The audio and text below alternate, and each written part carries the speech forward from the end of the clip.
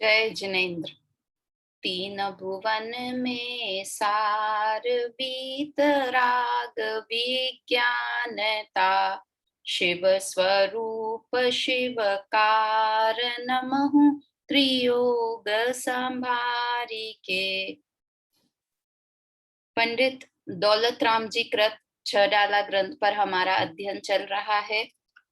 उसमें हम व्यवहार सम्यक दर्शन की बात कर रहे हैं कि 7 तत्वों का भेद रूप श्रद्धान करना वह व्यवहार से सम्यक दर्शन कहा जाता है। तो 7 तत्वों के वर्णन में कल हमने आश्रव, बंध, संवर, निर्जरा तक के तत्वों की बात सुनी थी। आज हमें मोक्ष तत्व के बारे में बात सुनना है। कई बार क्या लगता है कि 7 तत्व की बात कितनी बार, मुझे ही ऐसे लगने लगा कि अभी अभी में मैंने कितनी बार 7 तत्वों का चैप्टर हम लोगों ने पढ़ लिया है।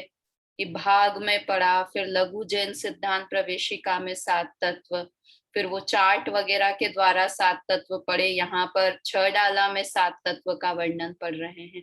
तो ऐसे लगता है क्या 7 तत्व कुछ और भी तो पढ़े, किंतु वास्तव में ये जितने हमारे ग्रंथ हैं ना, बड़े बड़े ग्रंथ उठाकर देख लेंगे, उन सब में भी 7 तत्व का वर्णन मिलता है। समय सार, मोक्ष शास्त्र, बृहद द्रव्य संग्रह, सब में 7 तत्व का वर्णन है। तो इस 7 तत्व को तो समझना ही पड़ेगा। इससे भाग कर कि नहीं 7 तत्व तो हमें पता है, कुछ और बताओ, कि नहीं पता है। सिर्फ नाम याद कर लेना, उसका नाम उसका श्रद्धान हो गया, ऐसी बात नहीं है, है ना। नाम याद कर लिए हमने, भेद प्रभेद याद कर लिए, किंतु वो तत्व वैसा ही है, अन्यथा नहीं है। ऐसा श्रद्धान जब तक नहीं हो ना, तब तक समझना चाहिए कि हमने 7 तत्व का स्वरूप नहीं समझा। हमने कल बात की थी कि आश्रव क्या हुए, मोह राग द्वेष के परिणाम, और कितने प्रकार का आश्रव की मिथ्यात्व, अविरति, प्रमाद, कषाय और योग। तो ये लगता है मोह राग द्वेष के परिणाम ये आश्रव हैं और ये मुझे दुख देने वाले हैं। जब तक ये हमारे हृदय में नहीं बैठ जाए बात, तब तक हमने समझो आश्रव तत्व को नहीं समझा है। मानते हैं हम मोह राग द्वेष के परिणाम बुरे हैं, द्वेष का परिणाम तो फिर भी कभी मान लें, किंतु राग का परिणाम तो हम बुरा मान ही नहीं सकते हैं। हमारी अनादि की मान्यता चली आ रही है। तो ऐसा लगता है कि बार बार इस बात को सुनेंगे तो शायद कभी ये चित्त में धारण कर लें कि हाँ, वास्तव में राग का परिणाम भी खराब है, छोड़ने लायक है, मेरे लिए हितकर नहीं है। तो कल हमने जो बात की थी, एक बार उसको रिपीट करते हुए फिर हम मोक्ष तत्व के बारे में बात करेंगे आज। 9 नंबर के छंद पर हमने चर्चा की थी कल कि ये ही आत्म को दुख कारण, ताते इनको तजिए। चलिए एक बार छंद गा ही लेते हैं हम लोग, है ना। मैं स्क्रीन शेयर करती हूँ आपके साथ।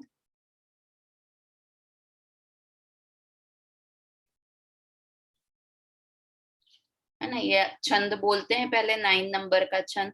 ये ही आत्म को दुख कारण, ताते इनको तजिए। जीव प्रदेश बंधे विधि सो बंधन कबहू न सजिए। समदम तेजो कर्म न आवे, सो संवर आदरिये। तप बल ते विधि चरण निर्जरा, ताहि सदा आचरिये। क्या कहा था, यही मतलब कौन, कि आश्रव के परिणाम, मोह राग द्वेष के परिणाम ये आत्मा को मुझे दुख के कारण है, इसलिए इन्हें छोड़ देना चाहिए। बंध क्या है कि जीव के प्रदेश में कर्मों का आकर बंध जाना, उसे बंध तत्व कहते हैं। ये द्रव्य बंध की बात है, और उस बंध को हमें नहीं करना चाहिए, हमें छोड़ देना चाहिए उस बंध को।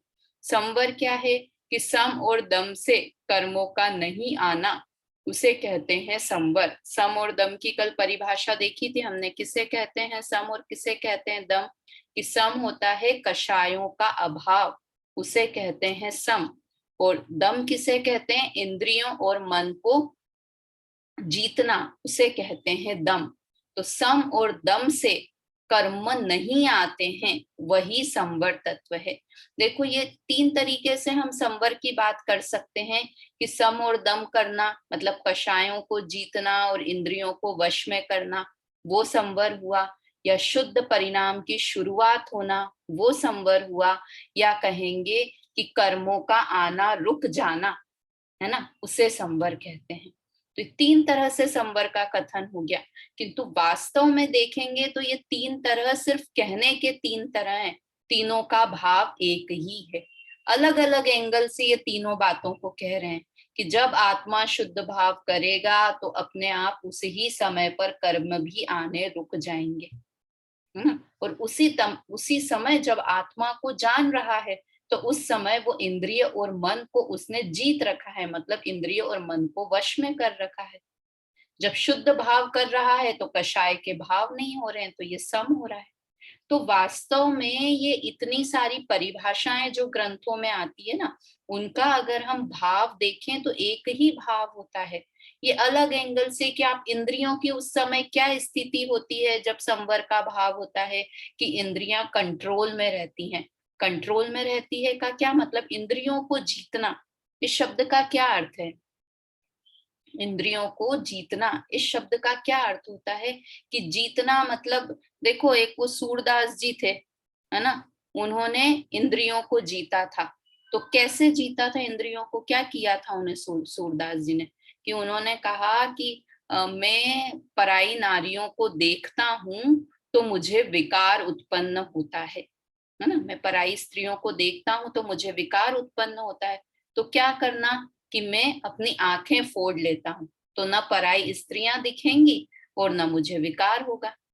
तो ये इंद्रियों को जीतना हुआ कि बुरी बातें सुन रहे हैं तो कान बंद कर लो, बुरा मत बोलो तो मुंह बंद कर लो, ये इंद्रियों को जीतना हुआ।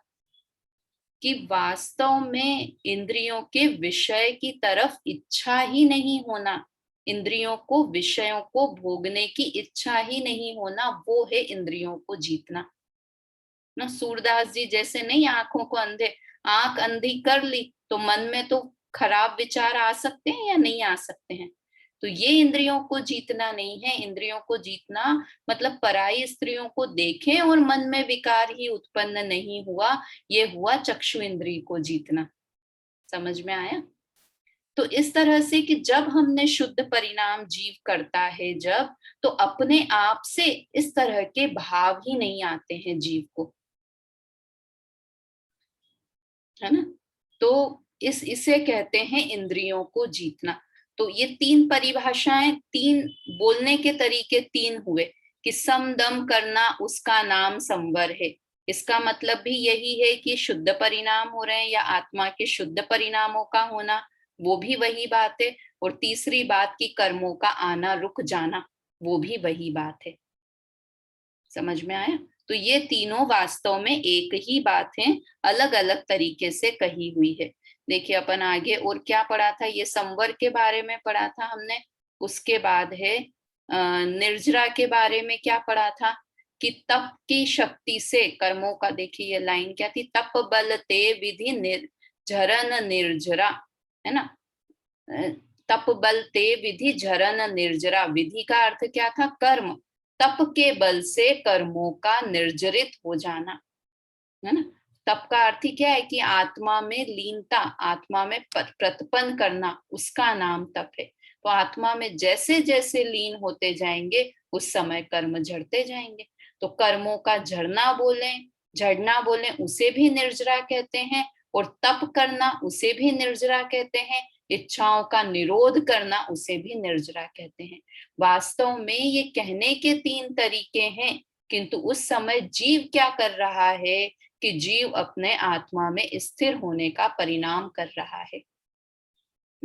ता ही सदा आचर्य, उस निर्जरा को हमें धारण करना चाहिए। तो यहाँ तक कि हमने 9th नंबर तक के छंद की बात कल की थी। ये नाव का उदाहरण भी अच्छी तरह से समझ में आया होगा, ये बहुत फेमस उदाहरण है नाव वाला, है ना। तो इससे भी समझ में आया ही होगा। एक बार वापस रिपीट कर दें क्या शॉर्ट में, कि पानी में नाव है अगर नाव में छेद हो जाता है तो पानी अंदर आने लगता है। तो अंदर आना उसे कहते हैं आश्रव। पानी का इकट्ठा हो जाना उसे कहते हैं बंध। और उस छेद पर जहां से पानी आ रहा था उस जगह पर क्या करना, डाट लगा देना या उस छेद को बंद कर देना, उसे कहते हैं संवर। और जो फिर पानी इकट्ठा हो गया था उसे थोड़ा थोड़ा कर कर बाहर निकालते जाना, उसे कहते हैं निर्जरा। और मोक्ष किसे कहते हैं कि मोक्ष मतलब पूरी तरह से नाव में से पानी का निकल जाना, इसे कहते हैं मोक्ष। तो ये तो वास्तव में पानी और नाव की बात हुई। जीव का क्या हुआ कि द्रव्य कर्मों की बात करेंगे तो कर्मों का आना उसे कहते हैं आश्रव। कर्म का आत्मा के साथ एक क्षेत्रावगाह संबंध हो जाना उसे कहते हैं बंध। फिर कर्मों का आना रुक जाना उसे कहते हैं संवर। कर्मों का एक देश खिर जाना उसे कहते हैं द्रव्य निर्जरा। ये सब द्रव्य की तरफ से बात करते हैं। और मोक्ष किसे कहते हैं कि पूर्ण कर्म से रहित अवस्था हो जाना, उसे कहते हैं मोक्ष। ये सब द्रव्य तत्वों की बात हुई। और भाव में क्या कहेंगे कि मोह राग द्वेष के भाव होना उसे कहते हैं भाव आश्रव। ये तो सब परिभाषाएं ऐसे रट जानी चाहिए, मतलब भाव में आए उसके पहले दिमाग में तो रट जानी चाहिए। तो इस तरह से रट जानी चाहिए कि बिल्कुल नींद में से भी उठा के पूछे ना कि आश्रव क्या है तो हम तुरंत उसका उत्तर दे सके, है ना। तो क्या है भाव आश्रव की मोह राग द्वेष के परिणाम होना, उसका नाम है भाव आश्रव। उन भावों को हितकर मानना, उन भावों में रुक जाना, उसका नाम है भाव बंध। और मोह राग द्वेष के भाव का नहीं होना अर्थात शुद्ध भावों का होना उसे कहते हैं भाव संवर। शुद्ध भावों की शुरुआत हो जाना और शुद्ध भावों की वृद्धि होते जाना उसे कहते हैं निर्जरा। और पूर्ण शुद्ध भाव ही हो उसे कहते हैं मोक्ष। ठीक, तो ये शुद्ध भाव होना ये अच्छी चीज है, हमें प्रकट करने लायक चीज है। तो हमें इस तरफ उपयोग लगाना चाहिए। संवर प्रकट करना है मुझे, ये भावना मन में रखनी चाहिए।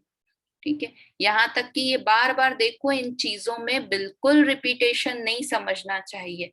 जिंदगी भर भी यही बात सुननी है, सात तत्व की ही बात सुननी है। तो इसलिए बार बार सुनने से बोलते हैं ना, करत करत अभ्यास नित जड़मति होत सुजान। जड़मति मिथ्यामति, है ना, जो अज्ञानी हो बार बार बात सुनेगा तो उसके कहीं ना कहीं वो बात दिमाग में घर करेगी। देखो ऐसा कहते हैं ना, अगर जो आजकल बहुत ऐसे बात करते हैं कि अगर हम बच्चे को बार बार ऐसे कहते रहे ना कि तुम गधे हो, तुम गधे हो, तुमको कुछ याद नहीं होता है, तुम बिल्कुल बेकार हो, तो वो धीरे धीरे वो बच्चे को घर कर जाती है वो बात। इसलिए कहते हैं कि बच्चों से नेगेटिव बातें नहीं करनी चाहिए, वो उनकी लाइफ के लिए आगे के लिए अच्छी बात नहीं है, ऐसा कहते हैं ना आजकल। तो जब बुरी बातें घर कर जाती है तो अगर हम अच्छी बातें सुनेंगे तो अच्छी बातें भी घर कर जाएंगी या नहीं कर जाएंगी। तो वास्तव में ये सात तत्व की चर्चा हम बार बार, देखो वो बोलते हैं ना कि पत्थर कितना स्ट्रांग होता है और रस्सी कितनी मतलब सॉफ्ट होती है उस पत्थर के आगे। किंतु अगर आप लोगों ने कहीं कुआं देखा हो तो कुएं जब गांव वगैरह में चले जाओ या मंदिरों में कुएं होते हैं तो वो रस्सी से पानी खींचते हैं। तो वो जो उसका पत्थर होता है ना कुएं के बाहर का, वहां बार बार रस्सी रगड़ती है तो रस्सी का निशान उस पत्थर पर हो जाता है। मतलब इतने स्ट्रॉन्ग पत्थर पर भी बार बार घिसने से उसका निशान हो जाता है। तो बार बार हम अगर सात तत्व की बात सुनेंगे तो हमारे मन में ये विचार आने लगेंगे, हम सोचेंगे सात तत्व के बारे में। इसलिए बहुत उत्साह पूर्वक इस बात को सुनना चाहिए। ये कभी मन में विचार नहीं आना चाहिए कि अरे ये तो रिपीटेशन है, कोई नई बात बताओ। अरे नई बात क्या, सारे ग्रंथ लिखे ही सात तत्वों को समझाने के लिए हैं, है ना। तो इस तरह से ये अपनी बात 9th नंबर के छंद तक हुई। अब हम 10th नंबर का छंद प्रारंभ करते हैं।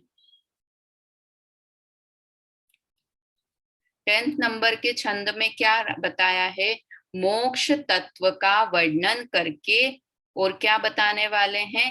सम्यक व्यवहार सम्यक दर्शन के कारण का निरूपण किया जाता है। अभी हम क्या पढ़ रहे थे? व्यवहार सम्यक दर्शन। व्यवहार सम्यक दर्शन किसका कारण है? कि निश्चय सम्यक दर्शन का कारण है। अब व्यवहार सम्यक दर्शन का भी क्या कारण है वो बता रहे हैं। कारण मतलब निमित्त कारण समझना, ऐसा नहीं है उसके कारण से हो जाता है ना ये कारण। हम कारण लौकिक में ऐसे ही बोलते हैं, इसके एक के कारण दूसरी चीज हो जाना ना। जब निश्चय सम्यक दर्शन होता है तब व्यवहार सम्यक दर्शन वहां होता है। जब व्यवहार सम्यक दर्शन होता है तो उस समय और क्या उपस्थित होता है उसकी बात हम यहाँ करेंगे। ठीक है, बहुत ध्यान से सुनिएगा। अच्छा छंद है, एक बार अपन पूरा छंद एक साथ बोलते हैं, उसके बाद इसका अर्थ करेंगे। सकल कर्म ते रहित अवस्था, सो शिव थीर सुखकारी, यह विधि जो सर धातत्वन की, सो संकित व्यवहारी, देव जिनेन्द्र गुरु परिग्रह बिन, धर्म दया जुत सारो, ये हूँ जानि संकित को कारण, अष्ट अंग जुत धारो। देखो ये यही जान संकित को कारण, और जो पुरानी में मुझे याद आ रही थी बोलने में, यहू मान संकित को कारण। तो ठीक है, मतलब थोड़े थोड़े शब्द डिफरेंस है यहाँ पर। क्या लिखा? सकल कर्म ते रहित अवस्था, सब कर्मों से रहित अवस्था का हो जाना, उसे क्या कहते हैं? सो शिव थिर सुखकारी, उसे क्या कहते हैं? स्थिर अटल अवस्था। कौन सी है? मोक्ष की अवस्था है। और वो कैसी है? सुखदायक अवस्था है। अवस्था है मतलब पर्याय है। थिर का अर्थ लिखा ना, थिर। थिर मतलब स्थिर, कि एक बार वो अवस्था प्रकट हो गई, एक बार सारे कर्म नष्ट हो गए, तो ऐसा नहीं होगा कि वापस कर्म आ जाए।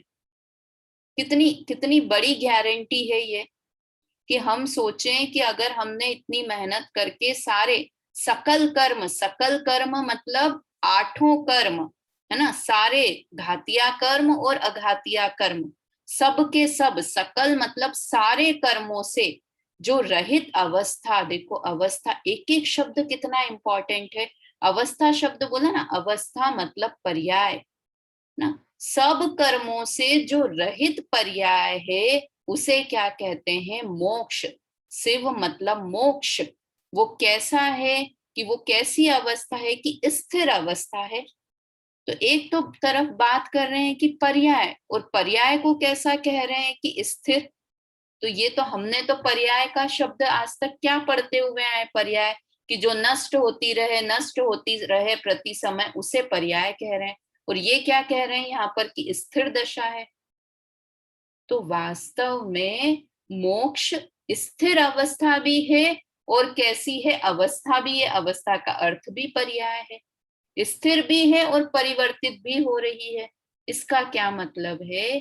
कि मोक्ष ऐसी दशा है कि उसमें एक जैसी ही पर्याय पर्याय पर्याय पर्याय, एक जैसी पर्याय का होते चले जाना, उसका नाम है मोक्ष दशा होना।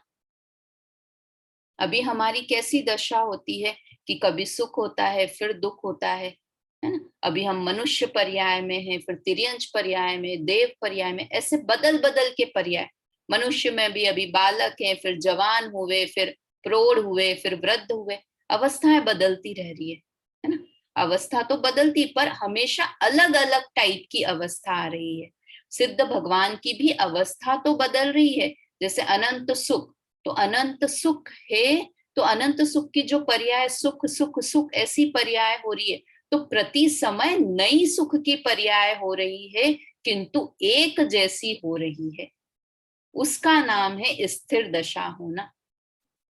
और वो ऐसी स्थिर है कि एक बार प्रकट हो गई तो वो वापस वो दशा नष्ट होने वाली नहीं है। सबसे ज्यादा ये जीव को दुख ही, डर ही किस बात का रहता है? कि ये मेरी सारी चीजें जो मुझे मिली हैं, जो संयोग मिले हैं, जो पर्याय मिली है, ये सब नष्ट नहीं हो जाए। तो ये कह रहे हैं कि यहाँ पर सिद्ध दशा एक बार प्राप्त कर ली, मोक्ष दशा एक बार प्राप्त कर ली, तो फिर वो स्थिर दशा है, वो बार बार नष्ट नहीं होगी, और नष्ट नहीं होगी इसलिए वो सुखकारी है। हमारे दुख का, हमारे डर का कारण ही ये है कि हमारी अवस्था स्थिर नहीं है। हमारे पास पैसे भी हों तो हमें क्या डर लगा रहता है कि ये पैसे नष्ट नहीं हो जाए। हमारा शरीर है तो हमें लगता है हमारा शरीर हमसे नष्ट नहीं हो जाए। हमारे पास जो संयोग है, पुत्र पुत्री, माँ बाप, बच्चे, हस्बैंड वाइफ, तो ये सब हमसे छूट नहीं जाए, है ना। ये स्थिर नहीं लगते हैं, ये क्षणिक लगते हैं, इसलिए दुख होता रहता है। और मोक्ष दशा कैसी है? स्थिर दशा है, इसलिए वो सुखकारी दशा है। ठीक है। सकल कर्म मतलब समस्त कर्म, समस्त कर्म में ज्ञानावरणी, दर्शनावरणी, मोहनीय, अंतराय, ये 4 घातिया कर्म, और 4 अघातिया कर्म वेदनीय, आयु, नाम और गोत्र, इन सब से जो रहित अवस्था है, जो रहित पर्याय है ना, जो रहित दशा है, पर्याय है, देखो यहाँ अवस्था का अर्थ ही लिख रखा है, दशा और पर्याय, वो कैसा है? वो मोक्ष है। और वो कैसी है? स्थिर दशा है और सुखकारी है, मतलब सुख को देने वाली है ना। समझ में आ रहा है सुख को क्यों देने वाली है? क्योंकि वो स्थिर दशा है। हमें दुख ही इस बात का है कि हमारी दशा हमसे छूट नहीं जाए, और सिद्ध एक बार बन गए तो फिर कृत कृत्य हो गए। कृत कृत्य हो गए मतलब अब कुछ करना बाकी नहीं रहा, है ना। सब कुछ, सब काम पूरे हो गए। अब बार बार की कर्म मुझे नष्ट करना है या मेहनत करना है। देखो हम कुछ भी बाहर में भी काम करें तो कैसा रहता है कि एक बार काम खत्म कर दें तो फिर शांति हो जाती कि अब कुछ और करना बाकी नहीं रहा है। तो ऐसे ही एक बार सिद्ध दशा प्राप्त हो गई, सब कर्म से रहित हो गए, तो अब करना कुछ भी बाकी नहीं रहा है। तो हम लौकिक में कितने रिलैक्स हो जाते हैं, एकदम हाथ ऊपर करके सोते हैं ना। मतलब मेरे तो ऐसे है कि अगर एक भी काम रह गया ना तो ऐसा लगता है रात को नींद नहीं आएगी। क्यों? कि पहले काम खत्म हो उसके बाद अच्छी नींद आएगी ना, उसके बाद शांति मिलेगी, नींद आएगी, समझो शांति मिलेगी। तो सिद्ध भगवान को क्यों इतनी शांति है, क्यों इतना सुख है, क्यों इतनी शांति है? कि जो करने लायक कार्य था वो उन्होंने कर लिया है, इसलिए उनको अब शांति शांति शांति है ना। कृत्य दशा उनकी हो गई है। तो ये इस तरह से ये मोक्ष की अवस्था है। ये तो द्रव्य कर्म की बात की, सर्व कर्म से रहित अवस्था होना। और उस समय आत्मा क्या कर रहा है? कर्म नष्ट हुए हैं, आत्मा की क्या पोजीशन है? कि पूर्ण शुद्ध भावों का हो जाना, उसे कहते हैं मोक्ष अवस्था का हो जाना। देखो निर्जरा जब होती है ना, निर्जरा के प्रकरण में एक बात अपनी रह गई कि निर्जरा जब होती है ना तो निर्जरित तो कर्म हमारे भी होते रहते हैं, है ना। निर्जरित होते रहते हैं मतलब कर्मों की निर्जरा हमारी भी होती रहती है। सिर्फ ऐसा नहीं है कि सम्यक दर्शन होने के बाद ही कर्म की निर्जरा हो, उसे क्या कहते हैं? अकाम निर्जरा।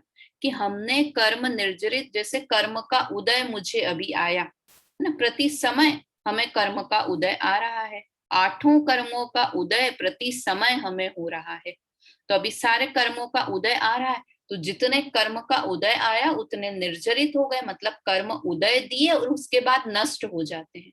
किंतु क्या होता है कि उसी समय हम नए कर्म भी बांध लेते हैं। नष्ट हुए और हमने नए कर्म बांध लिए। हम जैसे किसी से हमने पैसा उधार लिया, है ना, और हमने क्या किया, किसी से हमने 100 रुपए उधार लिए थे, 100 रुपए क्यों, लाख रुपए उधार लिए थे ना। 100 रुपए आजकल कौन लेता है? कोई नहीं लेता। लाख भी नहीं, आजकल तो लाखों में करोड़ों में बात होती है। चलो हमने तो लाख रुपए उधार लिए, तो लाख रुपए उधार लिए और उसे देने के लिए गए, है ना। तो क्या किया, उसे दे दिए पैसे, हमने उधार चुका दिया, और साथ के साथ क्या किए, लाख रुपए दिए और वापस से उससे 1.5 लाख रुपए फिर से ले लिए। तो बोलो क्या हुआ, हम कुछ करके आए वहां पर कि नहीं करके आए? घर पे आके हमने कहा कि हमने तो आज लाख रुपए चुका दिए। चुका दिए, अरे बहुत अच्छी बात है। फिर क्या किया, कि नहीं, मैं 1.5 लाख रुपए फिर उधार लेकर आ गया। तो समझदारी का काम हुआ कि कुछ करा नहीं करा बराबर ही हुआ वो काम। तो वैसे ही हमारी कर्मों की निर्जरा हुई, कर्म उदय देकर निर्जरित हो गए। तो उसमें क्या बड़ी बात थी, उदय तो आ गया, मतलब उदय भी भोगा, और उसके बाद उस उतने ही या उससे ज्यादा नए कर्म बांध लिए। तो उसको कहेंगे कि वो कुछ चुकाया वुकाया नहीं है तुमने कर्जा, वो लोन तुमने कोई खत्म नहीं किया है, लोन तो तुम्हारा बना ही हुआ है। तो इसीलिए वो उसको अकाम निर्जरा, बिना काम की निर्जरा होती रहती है अज्ञानी मिथ्या दृष्टि जीवों को ना। और सम्यक दृष्टि जीवों को कैसी होती है, देखो जब ये वो गुणस्थान बढ़ते हैं ना, सातवें जिससे सब श्रेणी बांधते हैं, सातवें के आखिरी समय में, सातवें गुणस्थान के आखिरी समय में जब श्रेणी बनती है ना, तो क्या करते हैं कि वो गुण श्रेणी निर्जरा होनी प्रारंभ हो जाती है। गुण श्रेणी मतलब मल्टीप्लाई मल्टीप्लाई, असंख्यात गुना, अनंत अनंत अनंत असंख्यात गुना कर्म निर्जरित निर्जरित निर्जरित होते जाते हैं। तो 8वें गुण स्थान, 9वें, 10वें, 11वें, 12वें, सब गुण स्थानों में इतने इतने कर्म ना, असंख्यात गुना कर्म, असंख्यात को असंख्यात से उससे डबल, उससे डबल, उससे डबल, इतने करते करते 12वें गुण स्थान तक करते हैं, तब जाके वो अरहंत दशा में पहुंचते हैं। मतलब कितने कर्म बंधे हुए थे। और ऐसा नहीं है जब अरहंत से सिद्ध बनने का समय आए उस समय भी कुछ कर्म रह जाते हैं, आयु कर्म तो खत्म हो गया समझो, वेदनीय नाम और गोत्र कर्म रह जाएं साथ में, तो क्या होता है फिर, समुद्घात होता है, केवली समुद्घात। मतलब इतने हमको लगता है कि कितने कर्म बंधे हुए हैं। मुझे भी कई बार ऐसे जब छोटी थी ना, तो बहुत विचार आता था कि कितने कर्म बंधे हुए हैं मुझे, कि खत्म हो जाएंगे बस, अपन ने कुछ किया सम्यक दर्शन और ये कर्म, कि भैया अनंतों अनंत की संख्या में कर्म बंधे हुए हैं। असंख्यात, अनंत बोलेंगे तो कभी नाश ही नहीं होंगे, असंख्यात की संख्या में कर्म बंधे हुए हैं। तो जब वो श्रेणी चढ़ते हैं मुनिराज, जब आत्मा का ध्यान करते हैं, और तीव्र ध्यान करते जाते हैं, तो कर्म जत्थे के जत्थे बोलते हैं, मतलब इतने इतने कर्म निर्जरित होते चले जाते हैं। तो वो कर्म निर्जरित होना वो काम के हैं। तो जब इस तरह से पूरे कर्म निर्जरित हो जाते हैं तो फिर मोक्ष दशा होती है। समझ में आया? तो क्योंकि उनको कर्म अब बांध नहीं रहे हैं, वो नए वाले जो पुराने कर्म थे उनकी निर्जरा करते चले जा रहे हैं।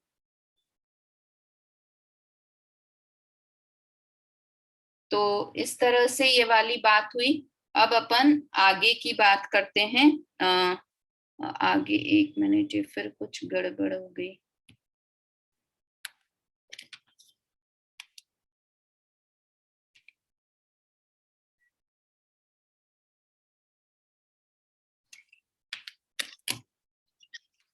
तो अब इसके आगे क्या है, यह विधि जो सरधा तत्वन की सो समकित व्यवहारी। इस तरह से जो, इस तरह से जो 7 तत्वों का श्रद्धान है उसे क्या कहते हैं, सो समकित व्यवहारी, वह व्यवहार सम्यक दर्शन है ना। इस तरह से 7 तत्व की श्रद्धा करना उसे कहते हैं व्यवहार सम्यक दर्शन। अब इसके बाद और बता रहे हैं, देव जिनेन्द्र गुरु परिग्रह बिन, देव जिनेन्द्र गुरु परिग्रह बिन धर्म दया जुत सारो, ये ही मान समकित को कारण अष्ट अंग जुत धारो। तो यहाँ तक तो ये 7 तत्वों का इस तरह से सही श्रद्धान करना ना। सही श्रद्धान करने का क्या अर्थ हुआ, कि जैसा है वैसा श्रद्धान करना। आश्रव को जाना कि ये मोह राग द्वेष के भाव हैं, और ये मोह राग द्वेष के भाव हैं और ये मेरे लिए दुखदाई हैं, इसे कहते हैं सही श्रद्धा करना। संवर का मतलब है शुद्ध भाव का होना, और ये शुद्ध भाव मेरे लिए सुखदायक है, ऐसी श्रद्धा करना, इसका नाम है संवर तत्व की श्रद्धा हुई है। तो इस तरह से सातों, है ना। इस यहाँ पर विधि का अर्थ क्या है, यहाँ पर विधि का अर्थ कर्म नहीं है। जो 9वें नंबर के छंद में विधि शब्द आ रहा था ना बार बार, जीव प्रदेश बंधे विधि सोसो, तो वहां पे तो था कर्म जो बंधते हैं आत्मा से, है ना। तप बल ते विधि झरन निर्जरा, तो वहां पर भी विधि का अर्थ क्या था, कर्म, कर्म का निर्जरित होना। किंतु यह विधि जो सरधा तत्वन की, इस विधि से मतलब इस प्रोसेस से, यहाँ पर विधि का क्या अर्थ है, प्रोसेस, इस प्रोसेस से जो सात तत्व की श्रद्धा होती है उसे व्यवहार सम्यक दर्शन जानना। ठीक है, फिर क्या है उसके आगे, अब देव जिनेन्द्र गुरु परिग्रह बिन। देखो आप लोगों को ध्यान हो तो जब हम लोगों ने शुरू शुरू में इसको पढ़ रहे थे, जब हम व्यवहार सम्यक दर्शन, तब बताया था कि चार तरह से सम्यक दर्शन का निरूपण आता है। पहला आत्मा का श्रद्धान सम्यक दर्शन, दूसरा सात तत्व का स्व और पर का श्रद्धान सम्यक दर्शन, तीसरा सात तत्व का श्रद्धान सम्यक दर्शन, और चौथा देव शास्त्र गुरु का श्रद्धान वो सम्यक दर्शन। इसमें से जो पहला था आत्मा का श्रद्धान सम्यक दर्शन, वो तो निश्चय सम्यक दर्शन है, और बाकी के तीनों सम्यक दर्शन क्या है, व्यवहार सम्यक दर्शन है। कि जब ये आत्मा का श्रद्धान होगा, उस जीव को नियम से स्व और पर का श्रद्धान होगा, उस जीव को नियम से सातों तत्वों का श्रद्धान होगा, उस जीव को नियम से देव शास्त्र गुरु का श्रद्धान होगा, है ना। और क्यों है ये व्यवहार, क्योंकि ये भेद सहित हैं, विकल्प सहित हैं, इसलिए इन्हें व्यवहार सम्यक दर्शन कहा जाता है। तो अब यहाँ पर दूसरे टाइप का सम्यक दर्शन जो हमने पढ़ा था कि देव शास्त्र गुरु का सम्यक दर्शन, वो क्या है, वो भी इस सात तत्व के श्रद्धान का कारण है।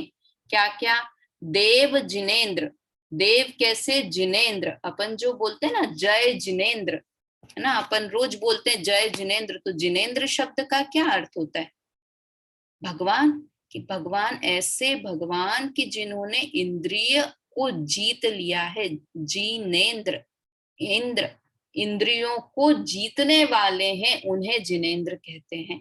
इंद्रियों को जीत लिया है और कहें वीतरागी हो गए हैं, उन्हें जिनेन्द्र कहते हैं। तो जय जिनेन्द्र बोला तो ऐसे भगवान की जय हो जिन्होंने इंद्रियों को जीत लिया है। इसलिए हम जब किसी से मिलते हैं तो कैसे बोलते हैं, जय जिनेन्द्र, मतलब उस बहाने से हम अपने भगवान को, इष्ट देव को स्मरण कर लेते हैं, अपने भगवान को स्मरण करते हैं, इसलिए जय जिनेन्द्र। और वाकई में हम जैनी है ना, तो किसी से अन्य धर्म वालों से भी मिले ना तो हमको जय जिनेन्द्र बोलना चाहिए। मतलब ये बहुत बहुत अच्छा है कि उस बहाने हम भगवान को याद करते हैं और ये बताते हैं कि हाँ हम जिनेन्द्र भगवान के भक्त हैं। शर्म नहीं आनी चाहिए। कई लोग होते हैं ना कि अरे अन्य धर्म वालों से क्या, साधर्मियों से मिलो तो कर लो। नहीं, अन्य धर्म वाले की हाँ हम बता सकते हैं कि जय जिनेन्द्र बोला तो सामने वाला भी समझ जाएगा कि हाँ ये जैनी है। वो एक आता था ना ऐसा भजन है या वो स्लोगन बनाया था, हाय हेलो छोड़िए जय जिनेन्द्र बोलिए। जिनेन्द्र भगवान को तो जब स्मरण कर लो तब दिन मंगल हो जाए हमारा। तो कैसे देव हमारे कैसे हैं, देव अर्थात भगवान, हमारे भगवान कैसे हैं कि जिनेन्द्र हैं, इंद्रियों को जीत लिया है, राग द्वेष को जीत लिया है, वीतरागी हैं, वो जिनेन्द्र हैं। और गुरु कैसे हैं, परिग्रह बिन, परिग्रह से रहित हैं। 24 प्रकार के परिग्रह अंतरंग, 14 अंतरंग और 10 बहिरंग परिग्रह से रहित हैं ना। 14 अंतरंग परिग्रह के नाम याद होंगे आप लोगों को, बहुत बार अपन पढ़ चुके हैं। कौन से हैं, मिथ्यात्व, क्रोध, मान, माया, लोभ और नो कषाय, हास्य, रति, अरति, शोक, भय, जुगुप्सा, स्त्री वेद, पुरुष वेद और नपुंसक वेद। तो ये 14 प्रकार के अंतरंग और बहिरंग परिग्रह तो जितने हमको दिखते हैं ना, जो बाहर में दिखते हैं, वस्त्र, बर्तन, मकान, धन, धान्य, नौकर, चाकर, ये सब बहिरंग परिग्रह में आते हैं। तो ये 10 तरह के बहिरंग परिग्रह और 14 प्रकार के अंतरंग परिग्रह से जो रहित होते हैं उन्हें क्या कहते हैं, गुरु कहते हैं। और धर्म किसे कहते हैं, दयाजुत सारो, कि जो दया से युक्त हो, दया से संयुक्त हो। कौन सी दया से, पर की दया से कि नहीं, स्वयं की, स्व और पर दोनों की दया से युक्त हो, उसे धर्म कहते हैं। धर्म में पर की दया के साथ स्वयं की दया भी इंक्लूड करना चाहिए, है ना, वो धर्म है। और ये हूँ जान समकित को कारण, इन सब को व्यवहार सम्यक दर्शन का भी कारण कहते हैं, या कह सकते हैं व्यवहार सम्यक दर्शन कहते हैं। समकित अर्थात सम्यक दर्शन का कारण है। और उस सम्यक दर्शन को कैसे प्रकट करो कि अष्ट अंग जुत धारो, धारण करो, अष्ट अंग से युक्त उस सम्यक दर्शन को धारण करो। देखो अब इसमें नया शब्द क्या आया, अष्ट अंग। तो अब अगले छंदों से 8 अंग कौन से होते हैं उनकी चर्चा करेंगे। ये दौलत राम जी की स्टाइल है कि कुछ नया शब्द आया तो अगले छंद में उस नई चीज हमने ये पढ़ी कि 8 अंग, तो तुरंत दिमाग में आता है कौन से 8 अंग होते हैं, और 8 अंग कौन से क्या होते हैं, 8 अंग किसे कहते हैं, उसकी सारी बात हम अगले छंद में करेंगे। पहले इस 10वें नंबर के छंद का अन्वयार्थ और भावार्थ देख लेते हैं, अगर हमसे कुछ शब्द रह गया हो तो। समस्त कर्मों से रहित, स्थिर, अटल, अनंत सुखदाय दशा अर्थात पर्याय, वह मोक्ष है। मोक्ष भी पर्याय है, अवस्था है ना। इसलिए जब 7 तत्व की बात करते हैं ना अपन, 7 तत्व में हे गे उपादेय बताओ, तो संवर और निर्जरा कैसे हैं, एक देश उपादेय है ग्रहण करने के लिए। जीव तत्व कैसा है, उपादेय है आश्रय करने के लिए, कि उस जीव तत्व का हमें आश्रय करना है। अजीव तत्व कैसा है, ज्ञेय है अर्थात उसे जानना है, न उसे छोड़ना है न उसे ग्रहण करना है। अजीव तत्व को सिर्फ जानना है, ज्ञेय है अर्थात, है ना। और जीव तत्व का क्या करना है, आश्रय लेना है, उसे प्रकट नहीं करना है। जीव तो मैं स्वयं हूं, बस अपना आश्रय मुझे लेना है, तो वो हुआ। अब आश्रव और बंध कैसे हैं, हेय है, छोड़ने लायक है। संवर निर्जरा कैसे हैं, कि एक देश उपादेय है, वो भी प्रकट करने के लिए, क्योंकि संवर निर्जरा भी हमारे पास है नहीं कि हम उनका आश्रय लें, उन्हें तो हमें प्रकट करना है पर्याय में। वैसे ही मोक्ष क्या है कि पर्याय है, इसलिए वो भी कैसी है, उपादेय तो है, किंतु कैसी है, आश्रय करने के लिए उपादेय है। क्यों, क्योंकि वो पर्याय, आश्रय नहीं सॉरी, प्रकट करने के लिए उपादेय है, क्योंकि उसे हमें प्रकट करना है नहीं अभी हमारे पास मोक्ष तत्व। तो इस तरह से मोक्ष तत्व भी पर्याय है। इस प्रकार जो 7 तत्वों की भेद सहित श्रद्धा है, वह व्यवहार सम्यक दर्शन है। देखिए यहाँ पर ये सिद्ध दशा मोक्ष दशा बताई है ना। ये तो निश्चय से हुई कि शुद्ध अवस्था का प्रकट होना, और ये नाव में क्या हुआ कि नाव में से पूरा पानी का निकल जाना। ये फोटो में ऐसा दिख रहा है कि नाव डूब रही है, किंतु वास्तव में क्या है, पूरा पानी का निकल जाना, है ना, कर्म से रहित अवस्था हो जाना, उसका नाम मोक्ष है। अब उसके आगे के जो लाइन थी, देव जिनेन्द्र गुरु परिग्रह बिन, तो देखो देव कैसे हैं, हमारे वीतरागी देव, है ना। गुरु कैसे हैं, परिग्रह के रहित। सिर्फ क्या होता है गुरु के पास, पीछी कमंडल और शास्त्र, इसके अलावा कुछ भी नहीं होता है, तो वो गुरु हैं। और धर्म कैसा है, दयायुत कहें या अहिंसामयी धर्म है। वीतराग सर्वज्ञ और हितोपदेशी सच्चे देव हैं। 24 परिग्रह से रहित वीतरागी गुरु तथा सारभूत अहिंसामय जैन धर्म, इन सबको सम्यक दर्शन का निमित्त कारण जानना चाहिए, और उसको मतलब किसको, सम्यक दर्शन को उसके 8 अंग सहित धारण करना चाहिए। 8 अंग से सहित सम्यक दर्शन को धारण करना चाहिए। 8 अंग कौन से होते हैं उसकी बात आगे आएगी। भावार्थ देखते हैं। 8 कर्मों के सर्वथा नाश पूर्वक आत्मा की संपूर्ण शुद्ध दशा प्रकट होती है, उसे मोक्ष कहते हैं। वह दशा अविनाशी तथा अनंत सुखमय है। दशा भी है किंतु फिर भी अविनाशी है, इस बात को ध्यान रखना। एक सी दशा है, इसलिए उसे कहते हैं अविनाशी दशा है।